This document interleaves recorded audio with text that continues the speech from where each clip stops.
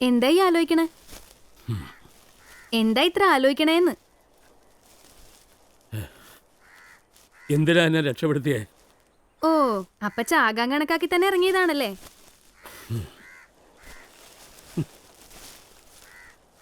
ഈശ്വരൻ തന്നേക്കണ ജീവൻ നമ്മളായിട്ട് ഇല്ലാണ്ടാക്കണ തെറ്റല്ലേ? ഈശ്വരൻ തന്ന ജീവിതം തന്നെ ഇല്ലാണ്ടായാ പിന്നെ നമ്മളെ കൊണ്ട് ആർക്കും ആവശ്യമില്ലാന്ന് തോന്നിയാ ഈ ഭൂമിയിൽ നിന്ന് തന്നെ ഒഴിവാക്കി കൊടുക്കാനുള്ള ബാധ്യത നമുക്കുണ്ട്. ആർക്കാണ് ആവശ്യമില്ലാന്ന് തോന്നിയത്? ഭാര്യയ്ക്കോ മക്കൾക്കോ? എല്ലാ ചോദ്യങ്ങൾക്കും ഒരൊറ്റ ഉത്തരവേ ഉള്ളൂ: മരണം. കടൽ ഇപ്പോഴും എന്റെ മുമ്പിലുണ്ട്. ആർക്കും ബാധ്യതയാവാതെ ഞാൻ പൊക്കോളാം. ഈ ചോദ്യങ്ങൾ ചോദിച്ച് എന്നെ ബുദ്ധിമുട്ടിക്കരുത്. ഞാൻ മരിച്ചോളാം. ഇല്ല, ഞാൻ ഇനി ഒന്നും ചോദിക്കില്ല. ഞാനും ആരും ഇല്ലാത്തോളാം. ആരും ഇല്ലാണ്ടാവുമ്പോ ആർക്കായാലും സങ്കടം ഉണ്ടാവും. അങ്ങനെ സങ്കടപ്പെടുമ്പോ ദയവായിട്ട് നമുക്ക് ആരെങ്കിലും കൊണ്ടുവന്ന് തരും. അതുകൊണ്ടല്ലേ അച്ഛനെ പോലെ ഒരാളെ എനിക്ക് കൊണ്ടുവന്ന് തന്നത്. ഇനി ഇവിടുന്ന് എങ്ങും പോണ്ട. ആരും ഇല്ലാത്ത എനിക്ക് ആരും ഇല്ലാത്തൊരു അച്ഛൻ കൂട്ട്.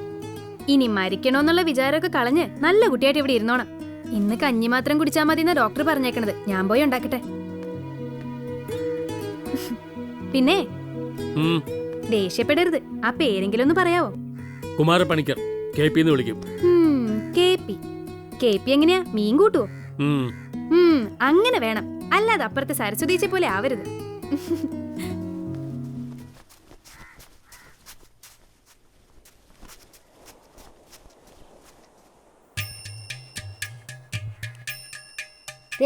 എന്നാണ് ആ പേര്?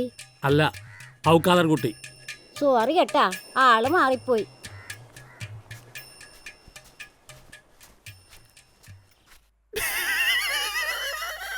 ചിരിക്കാതെ കാര്യം പറ ജോസഫേ. എന്റെ തലയുടെ പുറകില് വട്ടത്തിലൊരു മഞ്ഞ വെളിച്ചച്ഛൻ കാണുന്നുണ്ടാ? ഉണ്ടല്ലോ. ആ, ഇന്നലെ സന്ധ്യക്ക് കടപ്പുറത്തോടെ നടന്നപ്പോ തൊട്ട് എന്റെ പുറകെ കൂടിയതാണ്.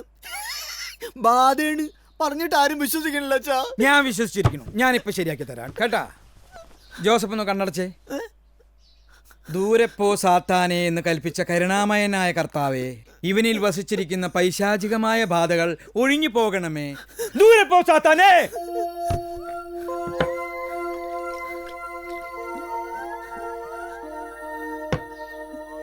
സുഖണ്ട? ഇപ്പൊ നല്ല സുഖമുണ്ടോ? ആ, ഇനി ഒരാത്മാവും ജോസഫിന്റെ 7 അയലത്ത് വരില്ല. ഏത് ശവപ്പറമ്പിൽ കൂടിയും ജോസഫിന് ധൈര്യമായിട്ട് നടക്കാം. സന്തോഷം അയച്ചോ? സന്തോഷം കൊണ്ട് വല്ലാത്ത ചിരി വേണ്ട കേട്ടോ. ഇല്ലച്ചോ.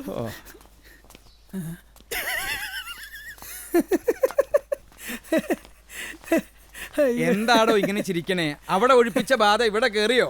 എന്നാലും ഈ ബാധ എന്നൊക്കെ പറയുന്നത് ശരിക്കും ഉണ്ടല്ലേ ചോ? ഉണ്ടെന്ന് വിശ്വസിക്കുന്നവനുണ്ട്, ഇല്ലാത്തവനില്ല. ഇതവന്റെ സ്ഥിരം പ്രശ്ന. ഇടയ്ക്കിടയ്ക്ക് തോന്നും ബാധ കയറിയെന്ന്.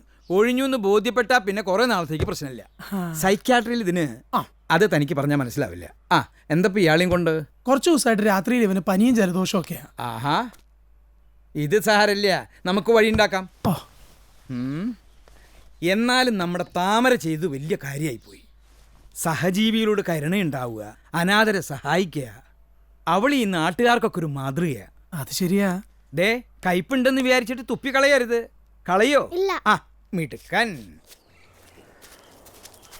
എവിടെ പോവാണ് രണ്ടാളും കൂടെ? ഈ സാധനത്തിനെ കളയാൻ കൊണ്ടുപോവാണ്. എന്നെ സിനിമാക്ക് കൊണ്ടുപോണേണ്.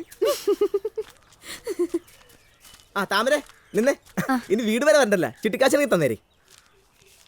ഈ മാസത്തെ നറുക്കെങ്കിലും എനിക്ക് അടിക്കോ ഭാസ്കരേട്ടാ? ഈ പ്രാവശ്യം താമരക്ക. അതിരിക്കട്ടെ, ഒരു കാർന്നൊരു ദത്തെടുത്ത് പറഞ്ഞാടല്ലോ. ദത്തെടുത്തൊന്നുമല്ല, കളഞ്ഞു കിട്ടിയതാ. ഉടമസ്ഥരാരേലും വന്ന് അന്വേഷിച്ചാൽ ചിലപ്പോ തിരിച്ചു കൊടുക്കേണ്ടി വരും. ഒരു പ്രായം കഴിഞ്ഞ പിന്നെ ആർക്കാ വേണ്ടത്? താമരെ, നീ വേഗം വീട്ടിലേക്ക് ചെല്ല്. അവിടെ ആള് കൂടി ഉണ്ട്. കാരണവരുടെ കാര്യം പോക്ക. ഇന്ന് ഇതിനൊരു സമാനം ഉണ്ടാക്കിയിട്ട് ഞങ്ങൾ ഇവിടുന്ന് പോകും. എന്റെ പൊന്നു ചേട്ടാ ഒന്ന് അടങ്ങ്. ഏതായാലും ഇങ്ങനെയൊക്കെ സംഭവിച്ചു പോയി. നമുക്ക് എന്താ ചെയ്യാൻ പറ്റുന്ന ആലോചിക്കാം. എന്താലോചിക്കാൻ? അതല്ലെന്നേ, മോനമാഷ് പറഞ്ഞതിന് ന്യായം ഉണ്ടല്ലോ, നമുക്ക് ആലോചിക്കാം. ഇനി ആലോചിക്കാനൊന്നുമില്ല. തോന്നിവാസം കാണിച്ചിട്ട് എന്താ കേപ്പിക്ക് എന്താ പറ്റിയേ? പറ്റിയത് കേപ്പിക്കല്ല, ഇവർക്കാ. ഇവർ ഉണക്കാനിട്ടിരുന്ന വലയെടുത്താ കേപ്പിതാ കുന്ത്രാണ്ടം കെട്ടിയിരിക്കണേ.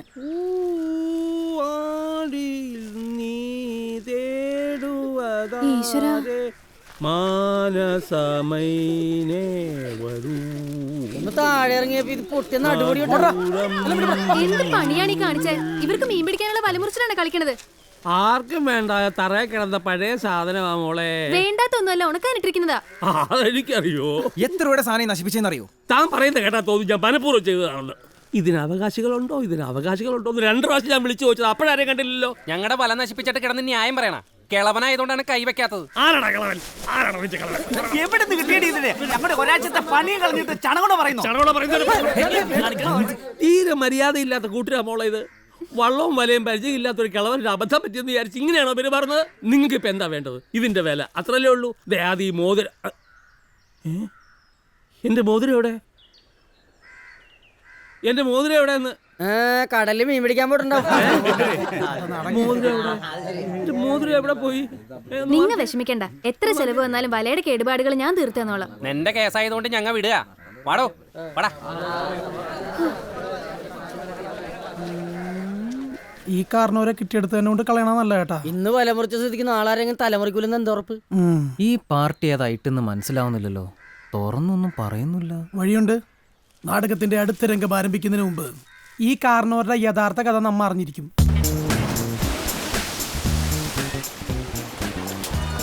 മോന, ഈ കള്ളിനുള്ള ഗുണം എന്താണെന്നറിയാം നിനക്ക്?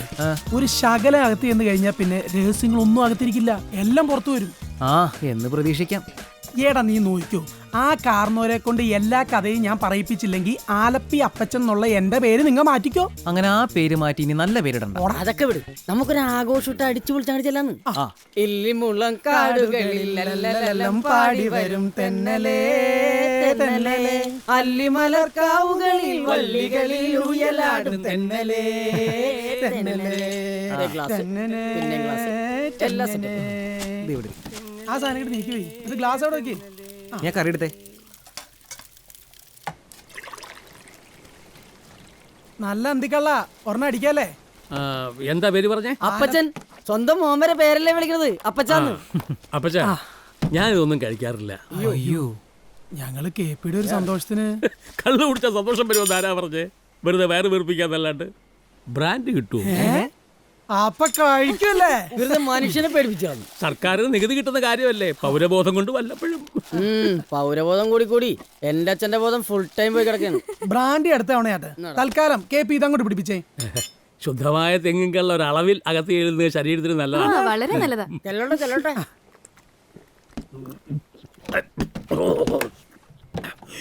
ഇയാള് കഴിക്കില്ല. പെണ്ണുങ്ങളുടെ എണ്ണം കഴിക്കില്ല. ഓ, മദ്യപിക്കാത്ത പെണ്ണത്തോടെ ഞാനങ്ങ് സഹിച്ചു. ഈ കടപ്പുറത്ത് സൽസ്വഭാവിയായ ഒരു ആൺകുട്ടിയുള്ളത് മോഹനം മാഷ. ഏത് സബ്ജക്റ്റ് എടുക്കുന്നത്? അങ്ങനൊന്നുമില്ല, വലയില് വീണ എല്ലാ സബ്ജക്റ്റും എടുക്കും. ഇപ്പൊ 2 ദിവസമായിട്ട് എടുക്കണ അയലേ മത്തിയാണ്. മാഷ് എന്നൊക്കെ ഒരു കളിയാക്കി വിളിക്കുന്ന. പണ്ട് TTCക്ക് ചേരാൻ ഒരു ശ്രമം നടത്തിയിരുന്നു, അതുകൊണ്ട്. Be friends with fools so that you can call yourself a genius. Take it. Yes.